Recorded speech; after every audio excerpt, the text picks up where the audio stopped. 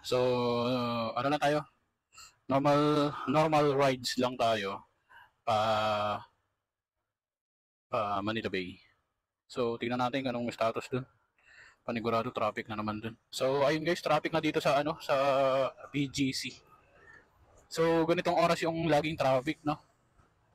So, hindi natin to maiiwasan. Lalo na iba na yung schedule, iba kasi yung schedule ko. Minsan morning tayo, minsan mid shift. So nasa mid shift tayo, kalagitnaan talaga tayo office hour 'yan.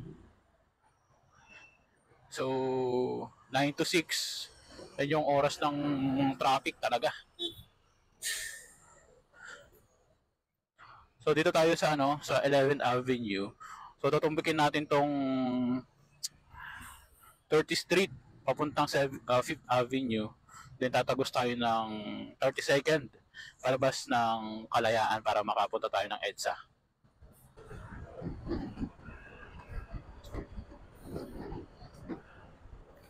So ayun guys, sana maayos yung sana maayos yung vlog natin ngayon kasi bumili ako ng wireless mic para sa ating pagbi-video. And sana worth it naman yung nabili natin kasi marami nang nagre-reklamo sa atin sa mga vlog natin na puros hangin yung naririnig. So hopefully malinaw na yung natin ngayon, no, yung boses natin. Kahit pa paano maintindihan yung mga pinagsasabi natin sa kalsada. So dito tayo sa 30th Street, 7th Avenue. So tatumbukin natin yung 5th Avenue para makalabas tayo ng Kalayaan papuntang EDSA. So traffic din dito. Yung mga pinaka main road dito sa BGC, yun talagang traffic Yung mga palabas. Mga palabas, papasok. Sa hapon mga yan Yan, mga uwian na ng mga tao kaya traffic na. Mga palabas na yan. Mga palabas na sa BGC.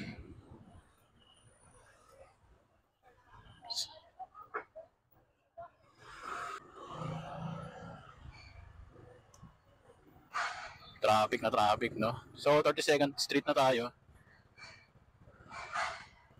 So chill ride lang tayo guys, no? Hindi tayo nagmamadali. Para iwas aberya tayo. So kwentuhan lang tayo para hindi tayo mayamot. Dream 5 ko GVT. Okay na sa akin yan. So yan yung gusto kong ilagay dito kay Sting Ilagay kong 5 sa kanya. Babagay sa kanya yan kasi hindi naman tayo ganun ka bomba ng bomba.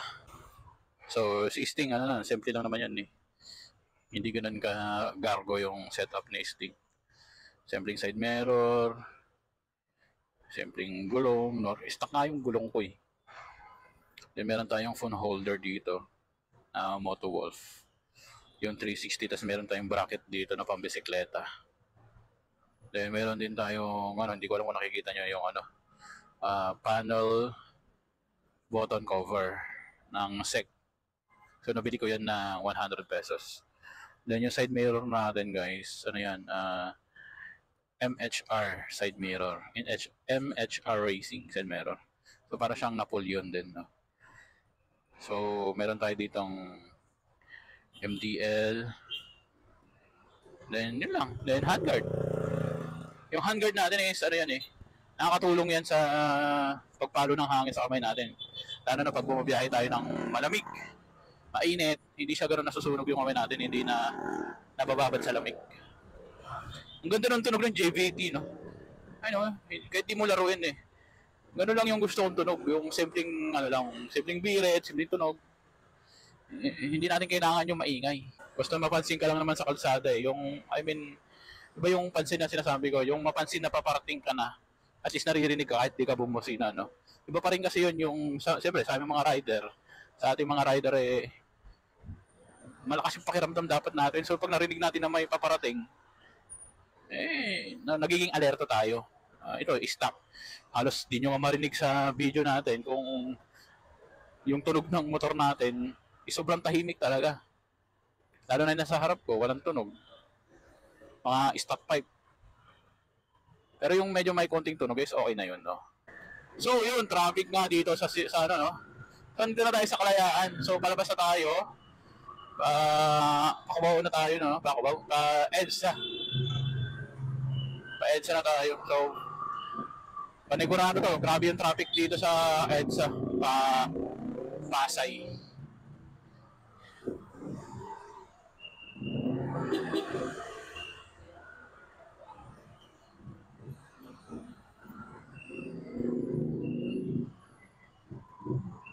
Hirap na ito bumiyahe, gar.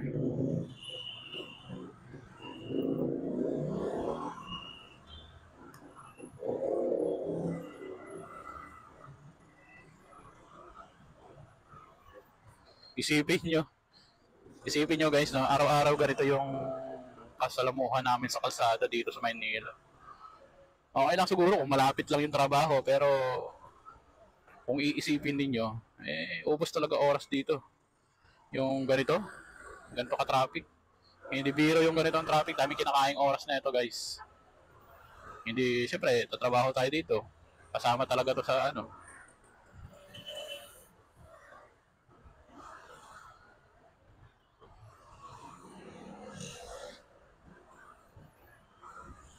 Ang ini-imagine ko pag ganitong hapon na bumabiyahe ako sa ano no, galing trabaho, susundin ko si Mrs. Ang ini-imagine ko nasa probinsya ako. Ang ganda pag nasa probinsya guys kasi di ba mo kalmado lang yung kalsada doon. Then iila lang yung bumabiyahe. Uwi ka sa pamilya mo ng pagkatapos mo ng trabaho, uwi ka sa pamilya mo. Napakasarap sa pakiramdam ng ganun guys. So yun yung ano ko yun yung pinapangarap ko.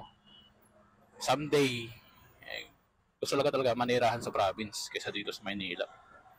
Although nandito talaga yung ano yung kita sa Maynila Pero iba pa rin talaga pagkasama mo yung pamilya mo, no.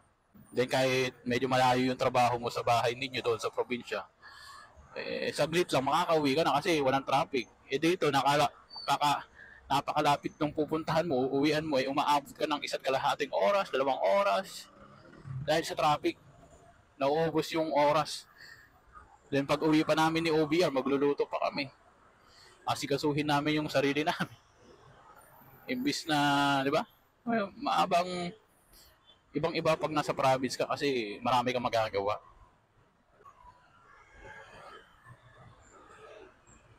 ADB 150 rin yung nasa harapan ulit natin.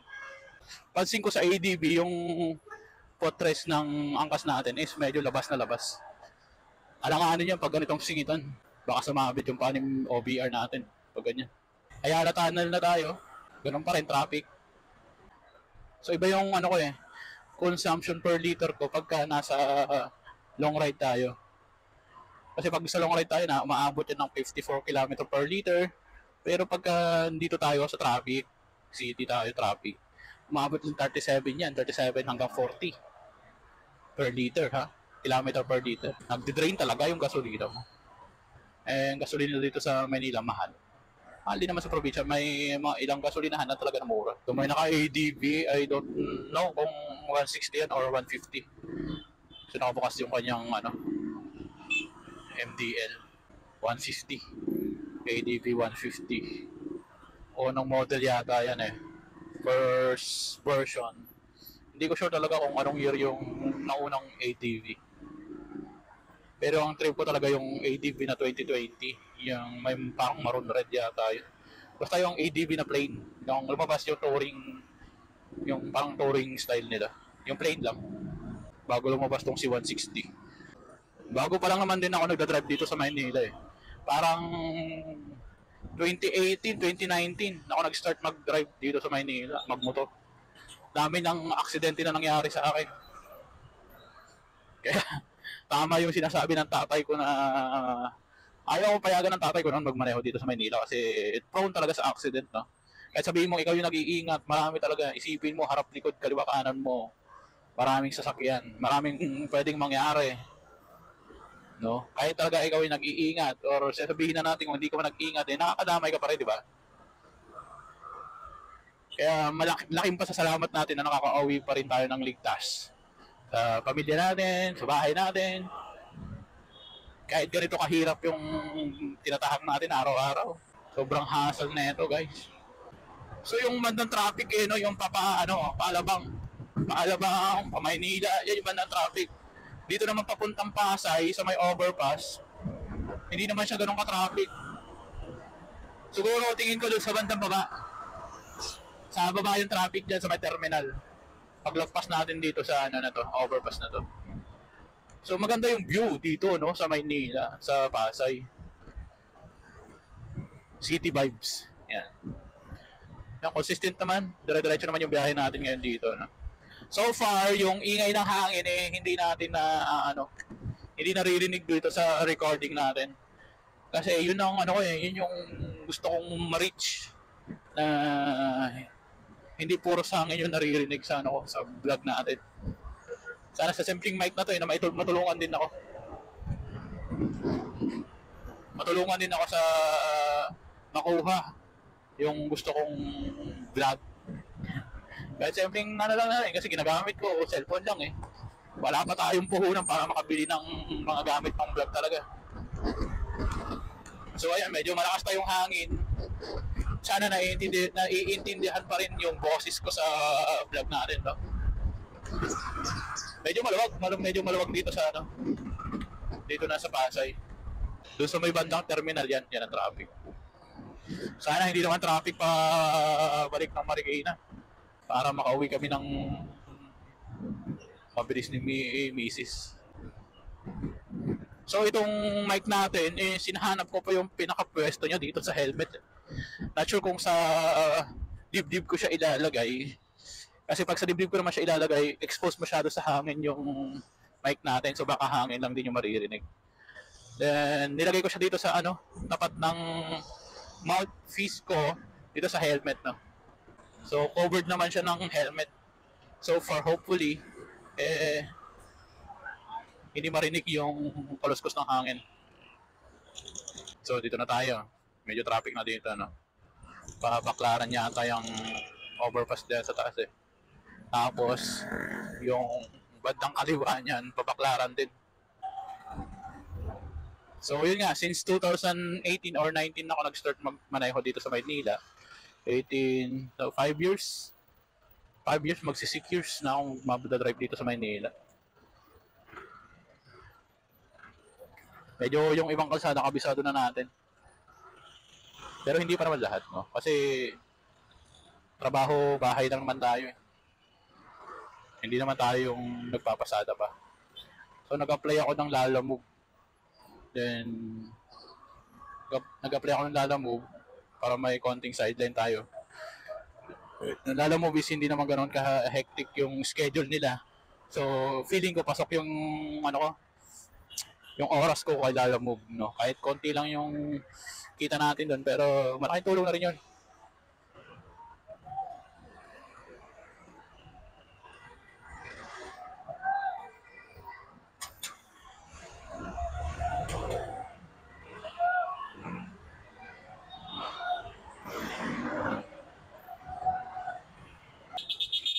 Grabe traffic dito sa terminal. May Pasay terminal. So, kailangan laging alerto tayo, no? Alerto tayo lagi, kaliwa kanan dapat. Alas 7 na ng gabi. So, isang oras na tayong bumabiyahe. From BGC to Manila Bay sa may MOA.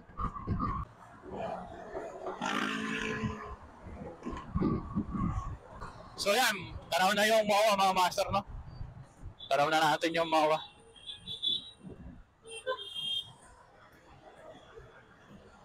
Tanaw na natin yung MOA. Ayun yung globe, globe ng MOA.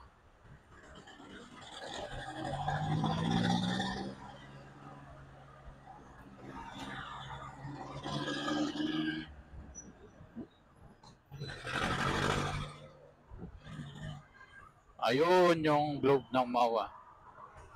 O dito tayo.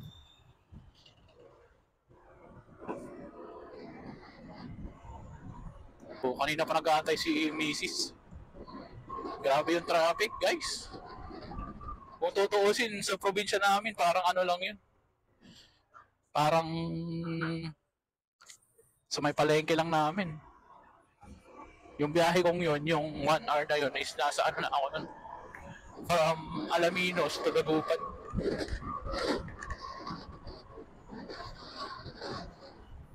So far maganda yung recording natin, no? Yung video natin. So far, hindi rin siya lowbat. Kasi first time ko magkaroon ng ganitong mic na wireless sa ginagamit ko sa pagbibideo natin. So far, worth it naman siya, no?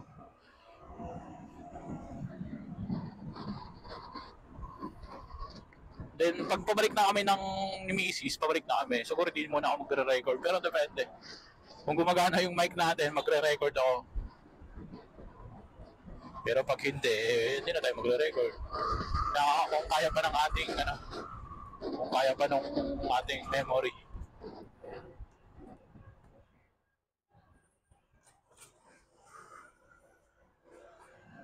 Feeling ko nag-aabang na yun si Mrs. dito.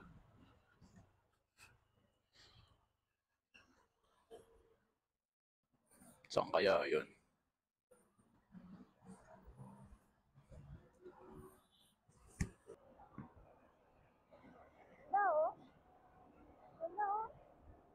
Nakita ko.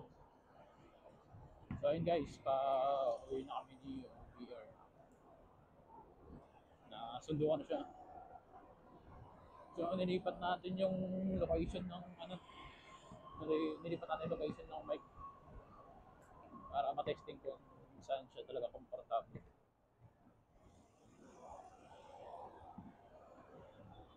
And sana naririnig yung boses ko at walang garar-gar.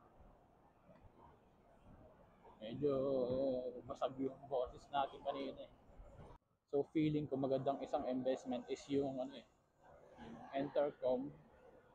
So balak namin kasi bumili ni Mrs. ng intercom pag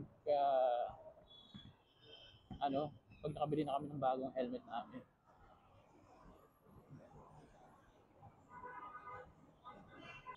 So ayun, so far sana naririnig niya ako. Isang oras na rin yung yung buhay ng ating mic.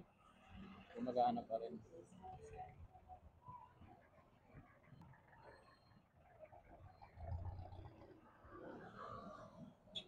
Mali yung napasukan natin. Napasok tayo sa sa sakayan. Naipit tayo.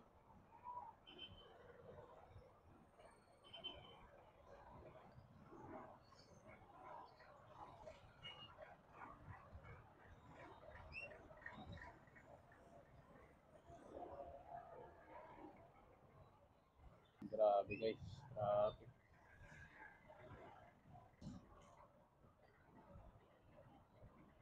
Pasok ka? Asa ako dyan.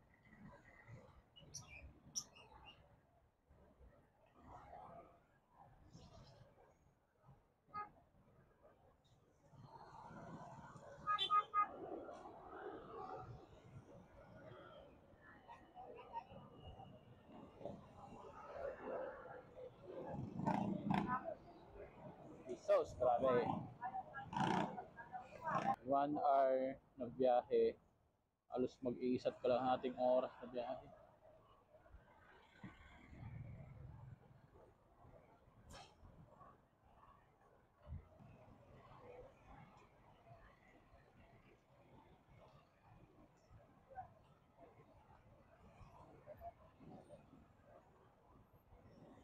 Winner X.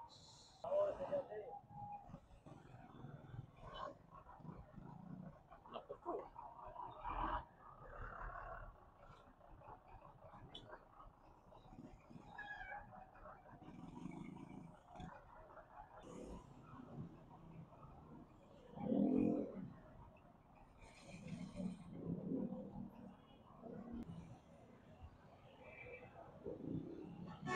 Pag na-shot ka talaga doon sa butas na yun, iyak ka talaga. Basag gulong, basag mags.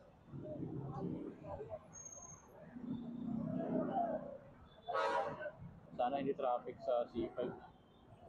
Not sure kung magsi-C5 kami. Mag-EDSA na lang siguro kami.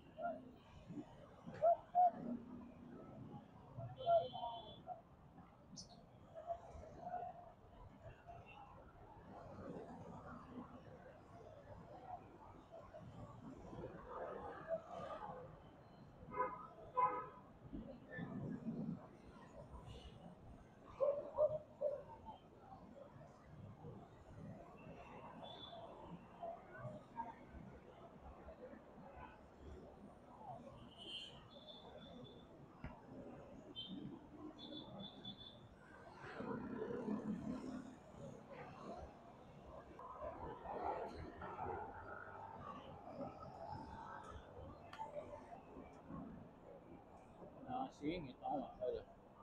So far dito sa bandang unahan, sa Pasay, hindi naman na ganun ka-traffic.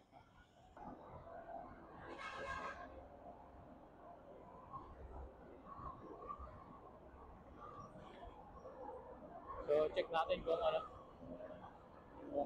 naririnig yung ingay ng hangin.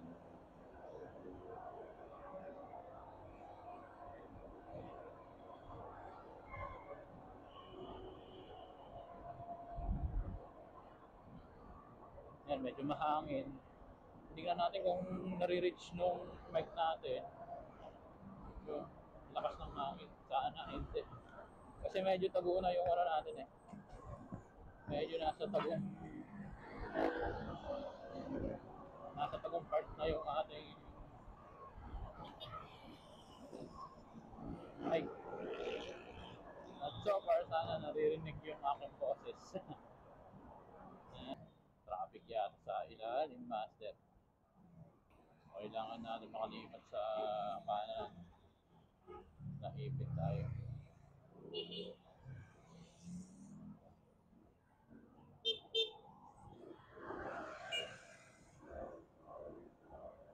Traffic sa ilalim, sa ibabaw tayo. Negative sa ilalim. Traffic sa ibabaw tayo. GPT. Ito yung GPT na may GPT na may adjustable na loud. So, siguro tingin ko maganda rin yung maganda yung GPT na silent killer. Sa ibabaw tayo kasi feeling ko tatagalan tayo sa ilalim.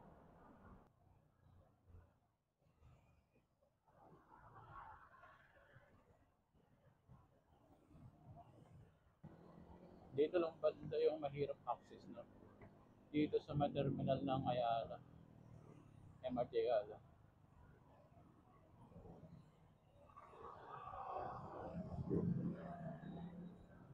Grabe traffic.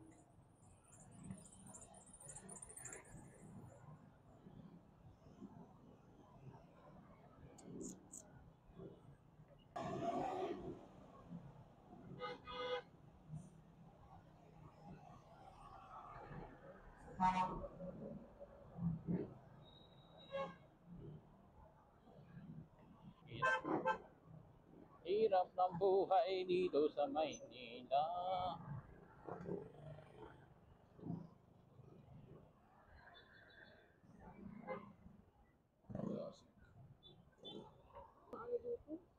Nang?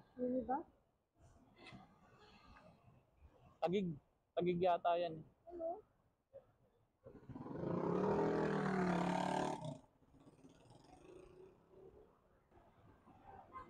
Kaso traffic dyan eh. Yun ang traffic dyan. Mas masikip yung daanan dyan.